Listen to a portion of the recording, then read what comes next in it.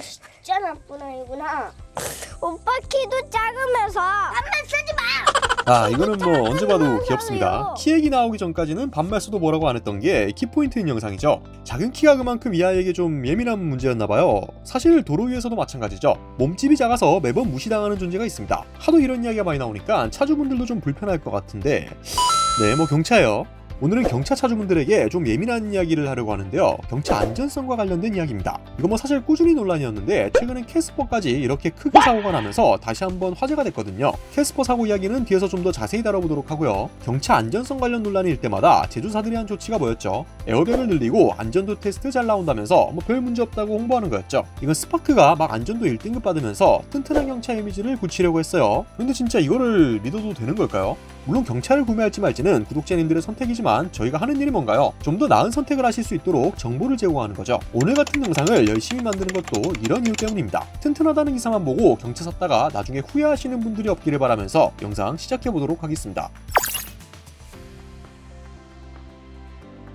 자, 먼저 바로 캐스퍼 전손 사고에 대해서 알아볼게요. 사진을 하나 가져왔는데요. 같이 보실까요? 이 사진이 최근에 커뮤니티에서 진짜 화제였습니다. 보시면 A필러 부분 제외하면 거의 형체를 알아볼 수 없을 정도로 파손이 심각하죠. 전면부도 진짜 산산조각이 났지만 후면부는 이거 어디있죠? 그냥 없어졌어요. 아니, 없어요, 그냥. 뒷좌석에 일행이 타고 있지 않았기를 바랄 뿐입니다. 운전자분도 크게 다치지 않았는지 걱정되고요. 아무튼 사진으로 볼 때는 최소 3중 추돌 사고가 발생하지 않았나 싶은데요. 캐스퍼가 그 중간에 끼어 있었을 가능성이 커 보입니다. 아니면 저렇게 전후면이 다 박살나기가 쉽지가 않죠. 해당 사고가 어떤 식으로 일어났는지 알려진 게 있으면 저희도 더 자세하고 정확하게 말씀드릴 수 있었을 텐데요. 지금까지 사고 정황이나 후기나 뭐 이런 정보가 들어온 게 없습니다. 그래서 사실 중립 기어를 바꿔봐야 하는 사진이긴 해요. 이게 무슨 말이냐면 무지성으로 무조건 막 경차니까 저렇게 박살나지 이렇게 말할 건 아니라는 거죠. 만약 뭐 대형 트럭 같은 차가 뒤에서 밀어버리면 뭐 그건 벤츠 BMW 할아버지가 와도 감당할 수가 없습니다. 하지만 네티즌들이 지금 어떻게 반응하는지 아세요? 와, 진심 저런 차체급은 안 타는 게 살아나는 것 같아. 경차 뒷자리는 그냥 짐칸이에요. 사람 태우는 거 아닙니다.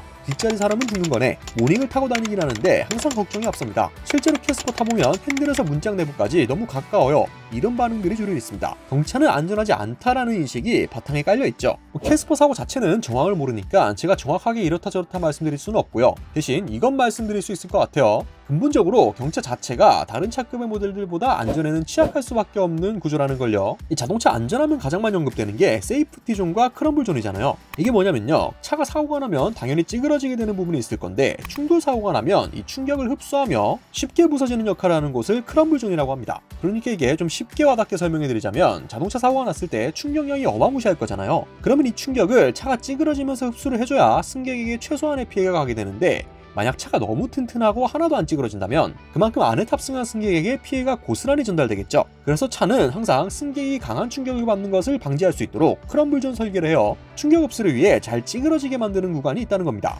보통 자동차의 앞쪽 본넷과 후방 트렁크 부분 일부가 크럼블존이 되거든요. 하지만 차가 승객석까지 다 찌그러져서 들어오면 이거는 또 그만큼 위험해지겠죠. 그래서 여기는 세이프티 존이라는 것도 함께 존재합니다. 세이프티 존은 말 그대로 외부 충격에도 철옹성처럼 승객을 보호해야 하는 곳이에요. 보통 승객들이 탑승하고 있는 실내 공간이 여기에 해당되죠. 자, 여기까지 이해가 되셨다면 이제 경차 구조를 한번 보자고요. 경차는 태생부터 작고 가벼운 차잖아요. 그래서 이 크럼블존이 일반 세단이나 큰 SUV들 대비 적을 수밖에 없습니다. 지금 이 캐스퍼도 보시면 앞쪽 보닛도 되게 짧고 이 트렁크 쪽에서 충격 흡수를 할 만한 공간 여유가 거의 없다시피 하죠. 이러니까 후방 추돌을 세게 당하게 되면 사실상 승객석으로 직접적인 피해가 올 수밖에 없다는 거예요. 대형 세단이나 SUV 같은 차들 보면 뭐 이렇게 생긴 것만 봐도 안전에 대한 마진이 많이 남을 수밖에 없게 생겼습니다. 이런 차가 만약에 세이프티 존이 제대로 확보가 안 되어 있다면 그게 문제겠죠. 4억 5억을 호가하는 슈퍼카들도 이런 설계가 되게 잘 되어 있는 차들 중 하나예요. 고성능 차는 그만큼 빨리 달리다 보면 사고의 위험에서 자유로울 수 없겠죠. 막 비싼 카본 터보 셰시로 되어 있는 그런 슈퍼카들은 크게 세 부분으로 나누는 구조를 확인할 수 있는데, 승객이 타고 있는 중간 부분은 완전한 세이프티 존, 엔진이나 보닛이 있는 앞쪽이나 뒤쪽은 사고 시 정말 잘 부서지는 크럼블 존으로 설계가 됩니다. 그래서 슈퍼카 사고 나는 것들 보면 막 앞이나 뒤가 통째로 날아가고 승객석만 남은 사고 사례들도 되게 많거든요. 이러면 막 댓글에 슈퍼카는 위험하네, 저 비싼 차가 저렇게 다 부서지다니, 살아남으면 기적이겠다, 뭐 이런 말들이 달리는데, 사진을 자세히 자세히 보시면 이 승객석은 멀쩡하잖아요.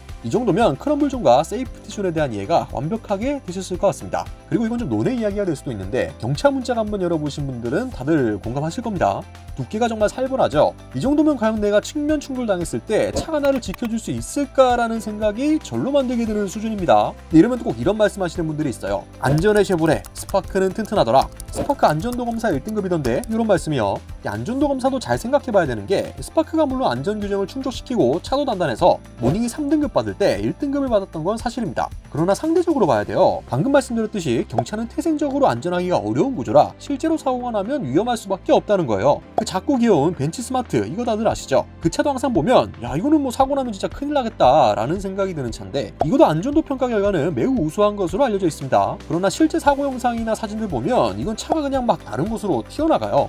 이런 걸 보고도 정말 안전하다고 할 수 있을까요? 오늘은 각종 커뮤니티에서 이슈가 된 캐스퍼 사고 사진 덕분에 경차 안전성에 관한 내용들을 다뤄봤는데요. 정확하게 말씀드리고 싶은 게 경차가 무조건 안 좋다고 막 까는 게 아니에요. 현실적으로 경차가 안전하다고 보기에 무리가 있다는 걸 알려드린 거고요. 이런 부분들은 자동차 구매에 꼭 참고하시면 좋을 것 같아서 영상을 제작한 것이니 부디 오해는 없으셨으면 좋겠습니다. 그리고 또 하나 걱정되는 건 앞에서도 말씀드렸지만 캐스퍼 사고 당시에 사항 같은 것들이 알려진 게 하나도 없습니다. 저희가 자동차 채널이긴 하지만 자동차보다는 당연히 사람이 더 중요하죠. 해당 차주분이 이 영상을 혹시 보고 계신다면 부디 크게 다치지 않으셨길 바란다고 쾌유하시길 바란다고 말씀드리고 싶네요. 오늘 영상은 여기까지입니다. 오토포스 이슈플러스였습니다.